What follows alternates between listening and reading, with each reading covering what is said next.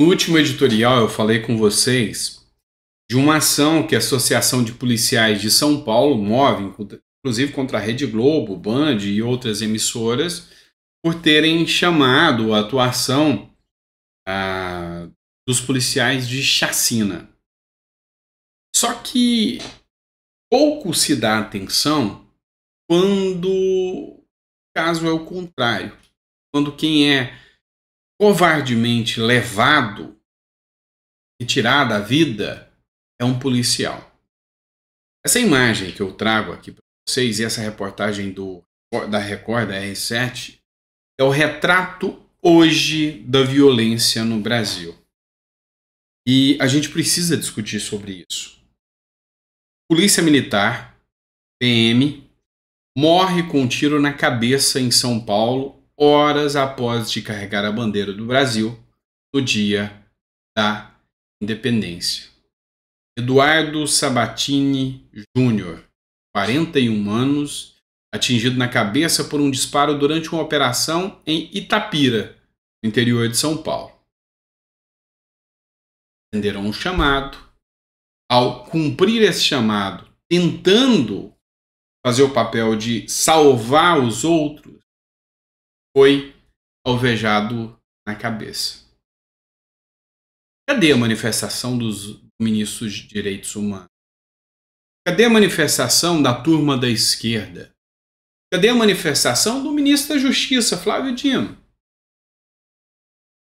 Olha, a deturpação moral que existe hoje, a leniência que existe hoje em relação à criminalidade, em tratar o bandido, criminoso, vagabundo como uma vítima da sociedade, é o que enoja grande parte da população e se revolta contra esse sistema que existe e não pode se manifestar, e tem medo de se manifestar, que a próxima vítima pode ser que se manifesta, ou do sistema ou dos bandidos.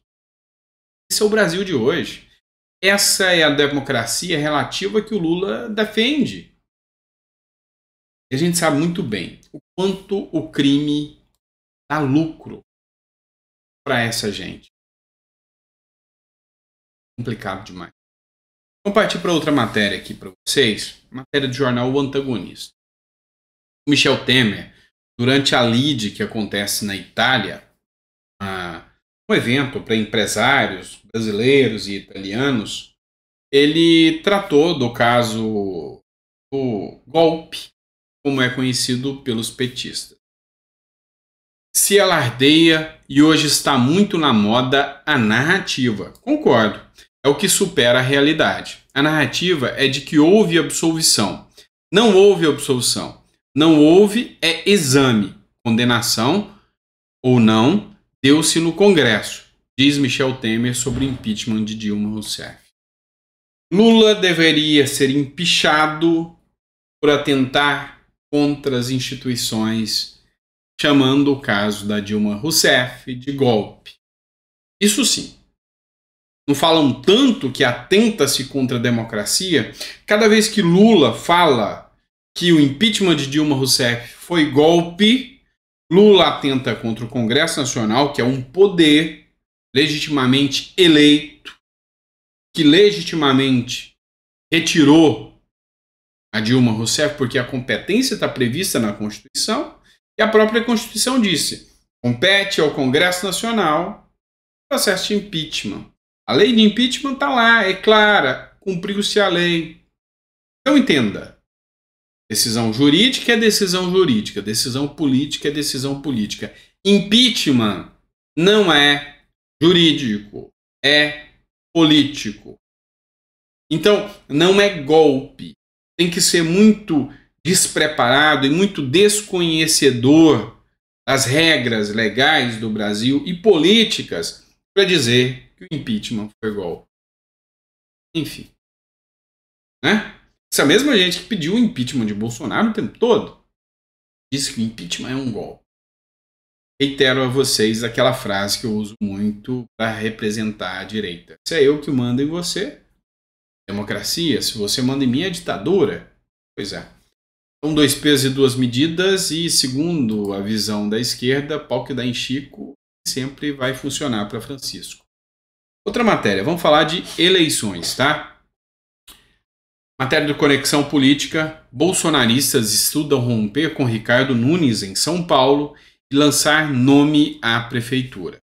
O advogado e ex-secretário de comunicação do atual governo federal, Fábio Washgarden, anunciou nesta quarta-feira que os bolsonaristas estão considerando a possibilidade de romper com o prefeito Ricardo Nunes, que é do MDB, do Centrão, e lançar seu próprio candidato à prefeitura de São Paulo em 2024.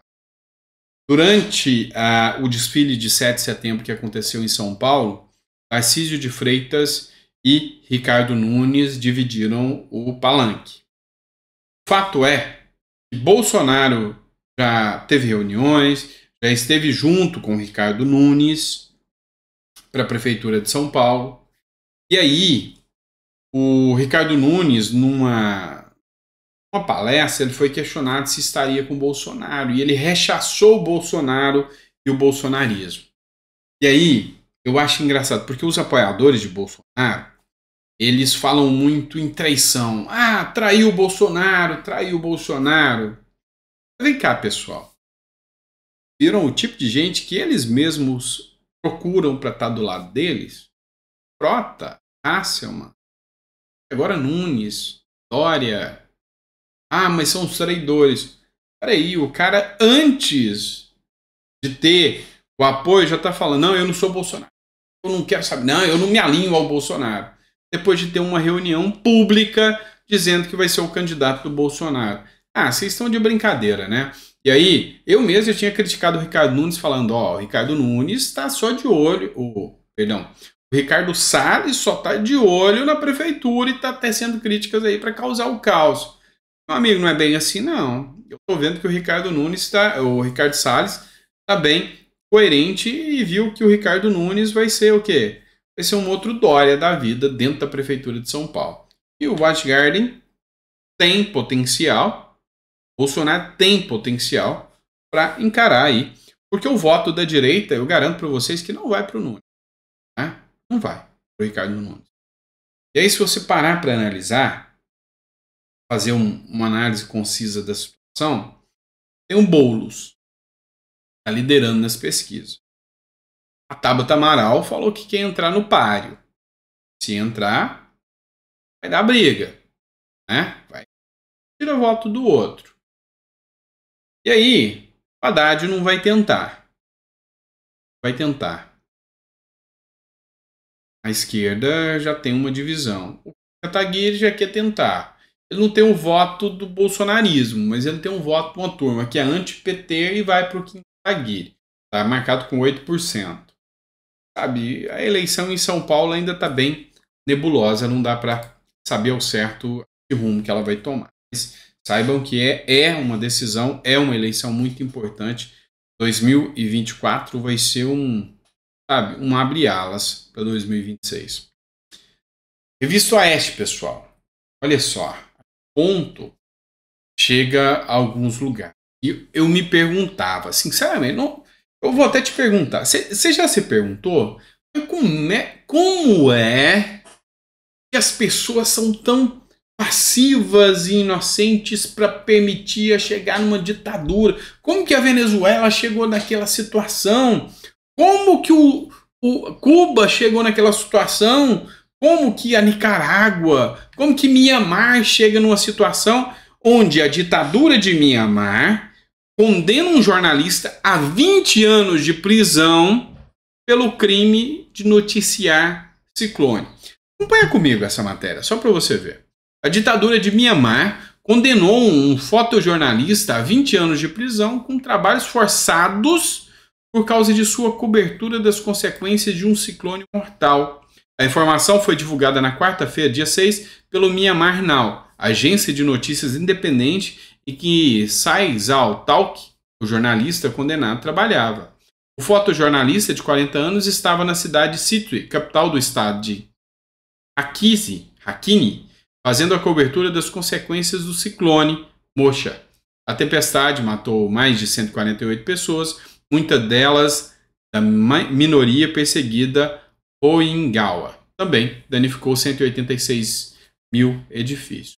E aí o cara fez a cobertura e isso é um atentado à democracia de Mianmar. E eu ficava me perguntando, gente, como que as pessoas de lá aceitam isso? E agora eu já sei. Agora eu percebo como que as pessoas aceitam isso e eu percebo, hoje eu já entendo como é viver uma ditadura, eu já consigo entender. Eu já consigo ver como que a coisa vai caminhando e começa com um deputado caçado aqui, um deputado preso ali, de repente manifestantes presos ali, de repente jornalistas presos ali, e a hora que você vê, você abre a boca, youtuber caçado e tal, e é assim que funciona. Detalhe por detalhe, e a hora que você vê, já chegou longe demais. E aí já tem um Maduro por anos no poder, aí já tem um PT que fica 12 anos no poder, aí depois já tem outro e é assim que funciona. Entenderam? É assim que funciona. É assim que a banda toca. É igual uma doença, um câncer. Você não sabe como que ela chega naquela proporção, porque ela tem um início. Só que o início é sigiloso, com uma dorzinha que não incomoda. Depois ela começa a incomodar mais um pouquinho, mas tá tudo bem, com um remedinho passa. E a hora que você vê, não, agora tá doendo demais, eu vou lá no médico. E aí o médico fala, meu amigo, tem mais jeito. Infelizmente. Hora de mais uma matéria aqui para vocês. Matéria da Jovem Pan. Republicanos diz que não fará parte da base do governo Lula, mesmo com Costa Filho no ministério. Um dia depois do governo Luiz Inácio Lula da Silva oficializar o deputado Silvio Costa Filho, do Republicanos, como novo ministro de Portos e Aeroportos, no lugar do Márcio França, deu uma briga isso aí, tá? A Executiva Nacional do Republicanos divulgou uma nota na qual afirma que o partido não fará parte da base do governo Lula e seguirá atuando de forma independente. Você acredita nisso, meu amigo? O cara ganhou um ministério do governo Lula e vai continuar independente? Não tem bom samaritano dentro da política, não. Tenha dúvidas. A tendência de se votar pró-Lula é muito maior. Hoje Lula conseguiu a maioria, tá? Conseguiu a maioria. Lembra que quando começou o governo Lula, disse para vocês, ó, o Lula hoje não tem mais do que 71. Ele tem. Então, tá numa situação péssima, Lira tá contra, a oposição tá contra, tem republicanos, tem o União que não é alinhado ainda ao governo Lula, tá começando, mas não é alinhado, ainda é independente. Pois é, hoje Lula já tem maioria. Hoje Lula passa qualquer arrastão que quiser. E aí eu te pergunto em relação à última matéria. Você começou a entender como é que chega lá? E olha só, vou trazer uma outra pauta. Chega lá com gente desse tipo aqui, tá? Apesar do meu respeito a colega de profissão, dentro da ética eu tenho que respeitar, mas é cada impropério que a gente tem que ouvir, é cada coisa assim, mas sem sentido, cada coisa assim que não tem como. Essa matéria de alguns dias, acho que aconteceu uns 2, 3 dias atrás, ainda falando sobre a questão do Dino ter apagado as imagens. Uma advogada com OAB, estudou, parabeniza Flávio Dino por ter apagado as imagens. É uma coisa assim, tem sentido, dá uma olhada. Imagens terem sido apagadas, você acha isso normal? Bem, Capês, eu quero dar parabéns para quem apagou as imagens, porque eu trabalho com Lei Geral de Proteção de Dados e imagens a gente não deve realmente guardar por muito tempo, só pelo tempo necessário que eu, por exemplo, sempre recomendo aos meus clientes 3 meses. As imagens da invasão da série dos 3 poderes? Bom, são 3 poderes e não os ministérios. Ué, né? O ministério faz parte de um poder. Eu não escutei ministério. Não. Ali é a caça dos 3 poderes. Elaine, você vai passar pano para isso mesmo? Vou, claro que então, vou. Então vamos lá, segue aí. Que absurdo, a gente. Praça dos Três Não, Poderes. essa daí passou. não, do essa limite. aí é de Aí você vai me Você dá parabéns passou para do quem limite. apagou as Aí imagens passou do limite. da invasão da sede dos Três Poderes da República. Pois é. Aí eu me pergunto, você entendeu por que a gente chega em certos limites e já não tem como mais voltar atrás? Aí eu te pergunto, dá parabéns por alguém ter apagado provas de um crime que é o 8 de janeiro. O 8 de janeiro foi crime, você gosta ou não gosta? 8 de janeiro, quem entrou dentro dos prédios dos Três Poderes, quem pisou lá dentro e invadiu os prédios, vai responder por crime. Foi crime. Entrar lá dentro foi crime. Tá. Apagar as imagens, provas de uma investigação federal de uma repercussão como essa. Parabéns. Então, sabe, eu vejo pessoas elogiando algumas coisas digetas, assim, algumas decisões que você fala, meu Deus, como isso aqui viola o princípio básico do devido processo legal. Aí você vê uma pessoa falando, são criminosos, tem que pagar mesmo. Então vamos lá. Caso, um exemplo. Estive conversando com uma pessoa, um esquerdista, né? Na época dos ataques do 8 de janeiro. E aí saiu a imagem daquela senhorinha da Bíblia na mão. E aí ele, porque os terroristas têm que pagar. Eu falei, cara, você atuou com a mesma veemência do caso Gedel? Você fez manifestações sobre o Gedel com as mesmas postagens que você faz em relação a essas pessoas do 8 de janeiro? Não, mas aí o caso é outro. Então deixa eu te explicar. Sabe aqueles 50 milhões roubados? Não são quantas pessoas morreram na porta do hospital? Falta leito por causa desses 50 milhões que estavam faltando. Quantas pessoas morrem todos os anos por causa da corrupção? Tem noção? Você não tem o mesmo teor de defesa, sabe? A Marinha estava na porta de um quartel e foi presa. E você está comemorando por quê? Teve uma nota da Defensoria Pública dizendo que os direitos humanos dela não estão sendo respeitados. Aí você fala, agora sim os bolsonaristas estão vendo a importância dos direitos humanos. Meu Deus, é uma deturpação da realidade sem precedentes. É uma imoralidade em como narrar. É semelhante a isso aqui. Dizer que dá parabéns quem apagou as imagens. Pois é. É o Brasil, né? É o Brasil. E aí eu cada vez mais acredito naquela frase. Cada povo tem um governo que merece. O problema é que os bons pagam pelos maus. O brasileiro é um povo tão bom assim, de deixar de chegar nesse ponto? Não sei. Tenho cá minhas dúvidas. Obrigado por ter ficado até o final. Ó, tem mais um editorial, viu? Às 9 horas. Ó, lembre-se que são 5, tá?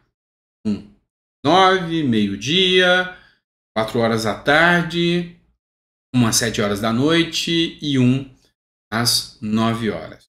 Enfim, nosso papel aqui. A gente emite opinião, a gente dialoga, a gente só quer discutir um pouco mais e entender o que rola nesse nosso Brasil aqui. E às vezes é desanimador, né? Grande abraço, fica com Deus e até o próximo editorial.